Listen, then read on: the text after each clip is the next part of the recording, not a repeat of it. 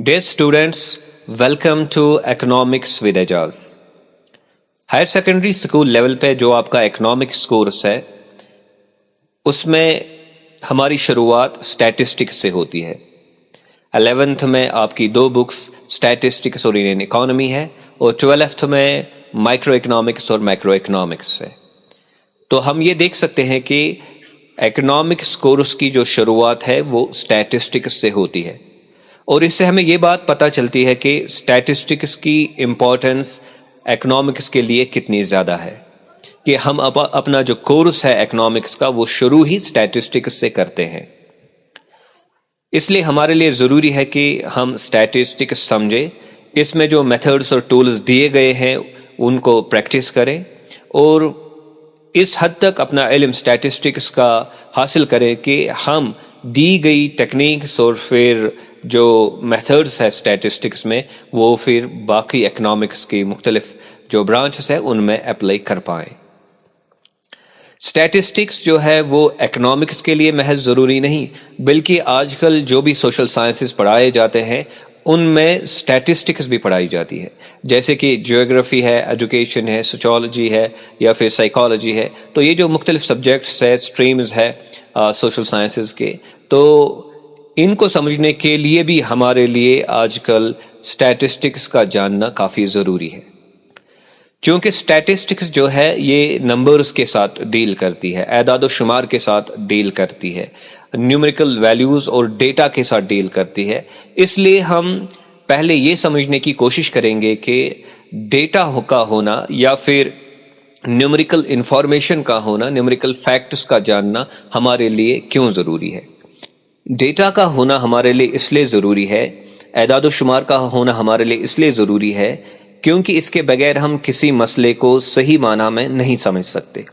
मान लीजिए आप एक मुल्क के प्राइम मिनिस्टर है और आप अपने हेल्थ मिनिस्टर से ये सवाल पूछते हैं कि हमें अपने मुल्क में कितने हॉस्पिटल चाहिए या कितने हॉस्पिटल बेड्स हमारे पास होने चाहिए हमारे मुल्क में।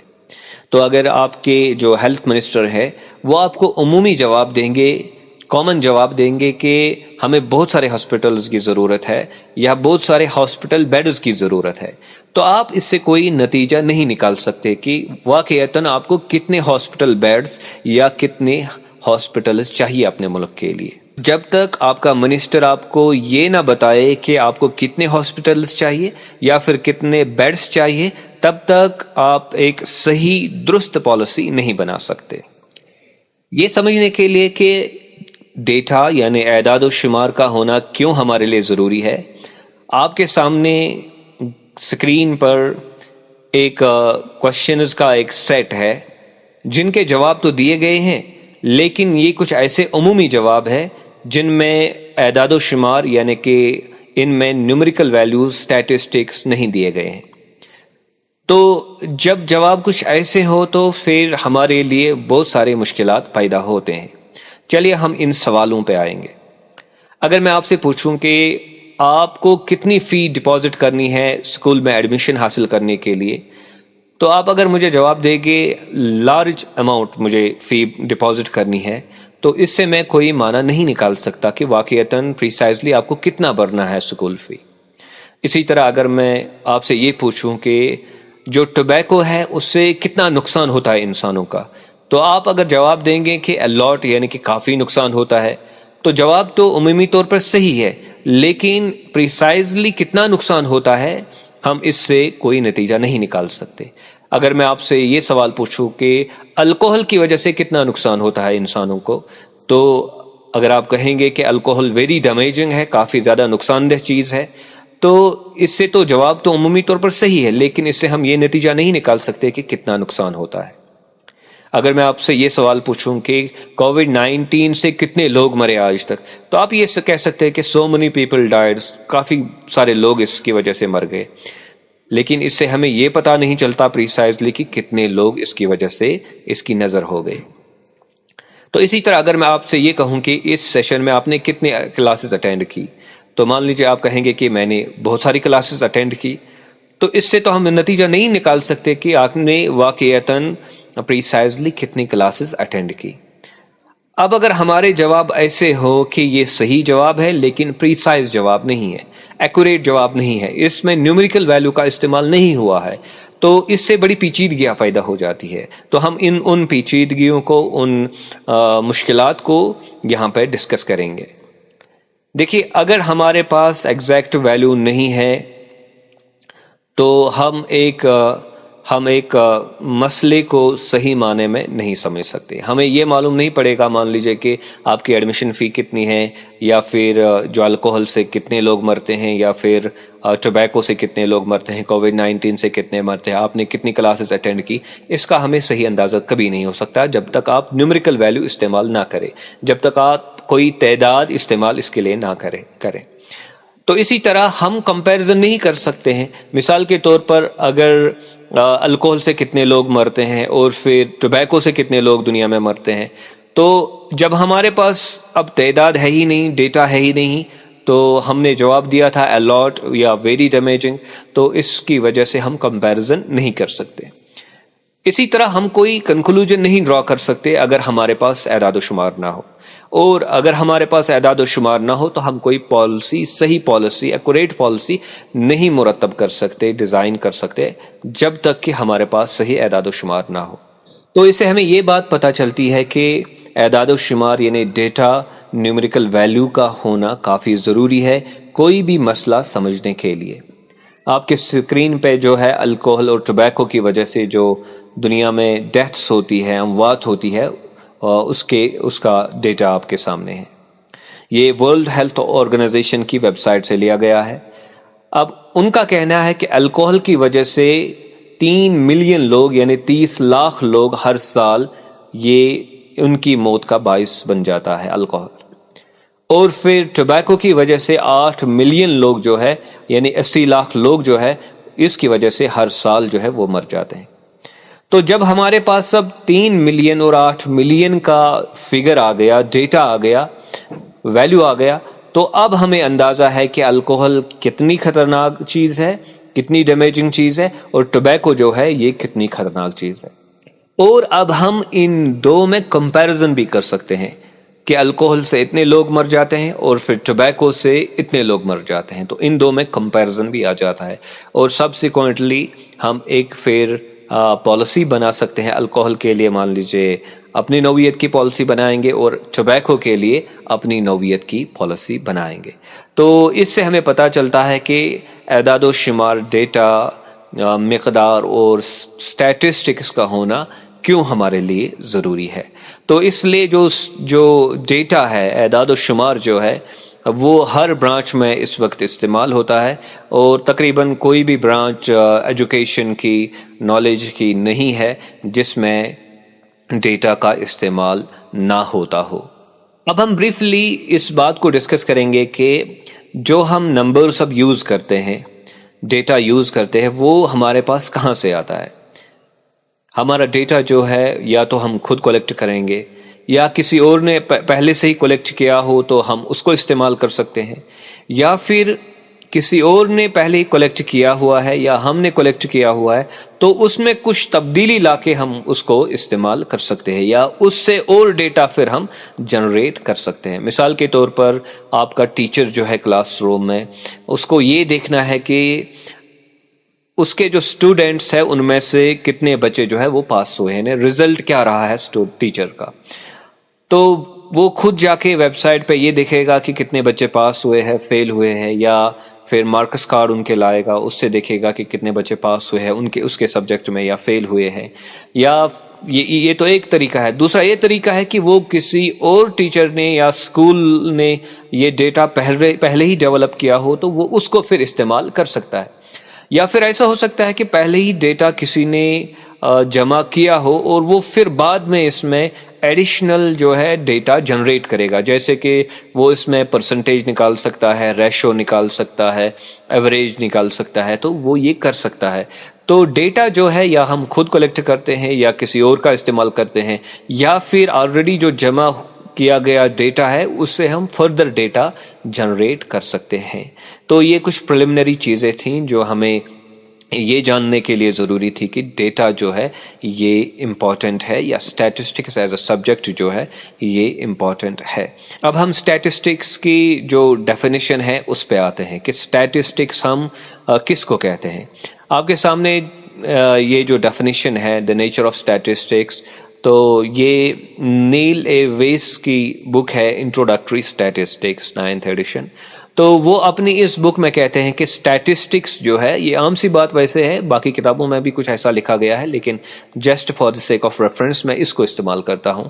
وہ کہتے ہیں کہ اسٹیٹسٹکس جو ہے اس کو ہم دو طریقوں میں استعمال کرتے ہیں، دو سینسز میں استعمال کرتے ہیں.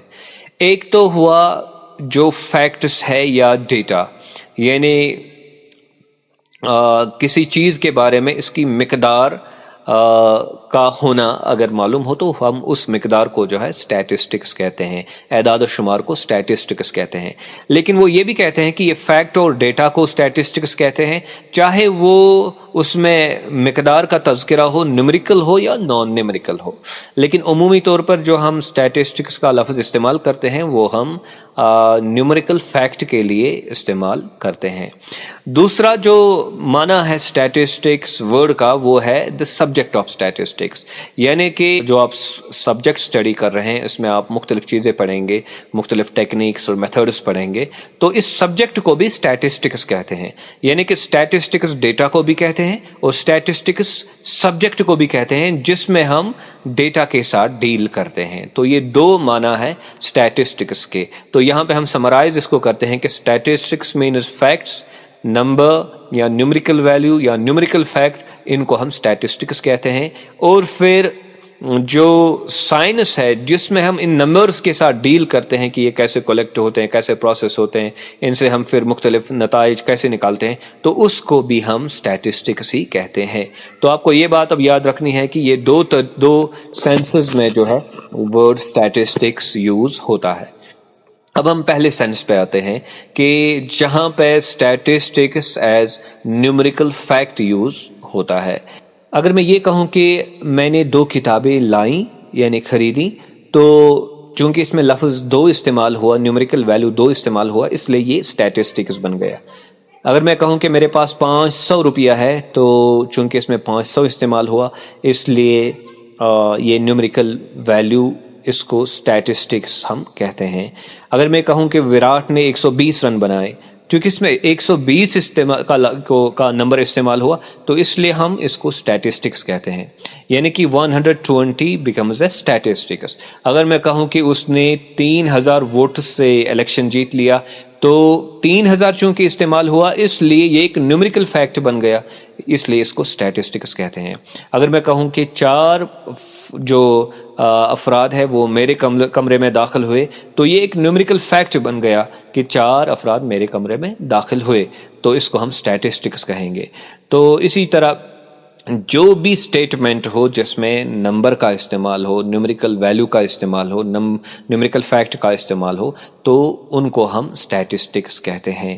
تو مان لیجئے آپ کمنٹری کر رہے ہیں ایک میچ کے لیے اور ایک پلیئر اندر جا رہا ہے کھیلنے کے لیے، تو اگر آپ کے بغل میں کمپیوٹر آپریٹر بیٹھا ہوا ہے تو آپ اس کو یہ کہہ سکتے ہیں کہ مجھے اس پلیئر کے بارے میں اسٹیٹسٹکس پرووائڈ کیجئے، یعنی کہ اس نے کتنے میچ کھیلے ہیں، کتنے رنز کیے ہیں، کتنے وکٹس لیے ہیں، اس کی ایوریج کیا ہے، سو اینڈ سو فورتھ، یہ سب چیزیں جو ہے وہ آپ کو پرووائڈ کرے گا. تو آپ جو ٹرم یوز کریں گے آپ اس کو بتائیں گے کہ مجھے اسٹیٹسٹکس چاہیے اس کے بارے میں، یعنی کہ مجھے ڈیٹا چاہیے اس کے بارے میں. تو یہ اسٹیٹسٹکس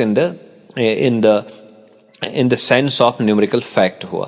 دوسرا ہے اسٹیٹسٹکس ایز اے سائنس. تو اس کے لیے مختلف ڈیفینیشنز ہے، تو ہمیں اس میں زیادہ گہرائی میں نہیں جانا ہے، لیکن یہاں پہ کچھ ڈیفینیشنز کا میں تذکرہ کروں گا. پروفیسر اے ایل باؤلے کہتے ہیں کہ اسٹیٹسٹکس جو ہے it is a science of counting یا ایوریجز، یعنی کہ جس سے آپ تعداد نکال سکتے ہیں یا اوسط نکالتے ہیں، ایوریج نکالتے ہیں، تو اس سائنس کو ہم اسٹیٹسٹکس کہتے ہیں.